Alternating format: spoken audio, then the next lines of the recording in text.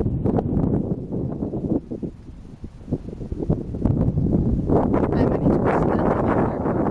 the Wedge Tee practice area, and as you can see, that was a picture that we showed you.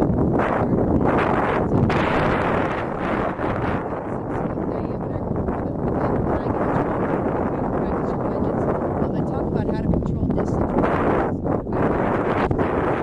At a 54 degree. You can get creative with just one wedge, or you can have up to 3 wedges. Some people have 4 wedges. But basically with each wedge, you need to find 2 to 3 positions and distances with each wedge that you have. Obviously, the more wedges you have, the fewer positions you need. And if you only have one, then you've got to get pretty creative with that one. We're gonna work with 2 though, like I said. So there's 3 factors that are involved with controlling distance. Obviously, the length of the golf swing determines how far the ball will go. But what determines how far you swing the club? The 2 factors are where your hands are on the grip, how far, the 3 factors, how far your stance width is, and then lastly, how far you swing the club and how far your body turns. So I'm going to say there's 3 grip positions: low, medium, and high. So you've got your hands low on the grip, either medium, up to about 3/4 and then full. You've got three stance positions. Low is going to be about a club head apart with the front foot pulled back. So low is club head apart, front foot pulled back.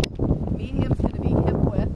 3/4 is going to be a little wider. Fairly similar. So here's what I like to advocate. A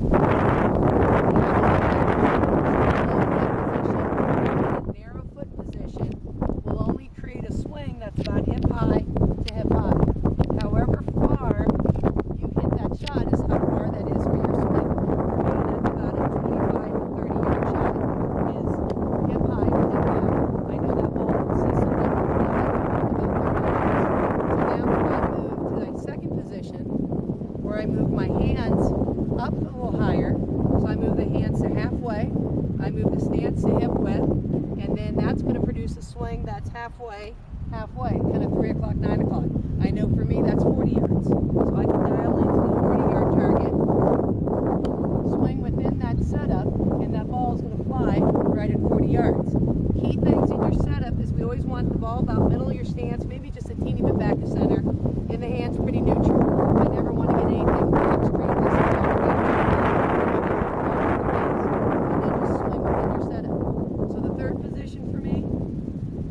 I'm going to move about 3/4. I'm going to go a little wider in my stance. That's going to be about a 3/4 with the 58 degree wedge, and that ball will go about 50 yards. And then I can go 60 to 70 is my full wedge with this wedge. So 65 to 70 yards, I would go wider stance, hands at the top, little bigger swing on it, and that ball is going to travel further. At 70 yards, that's when I start to bring in my 54 degree wedge.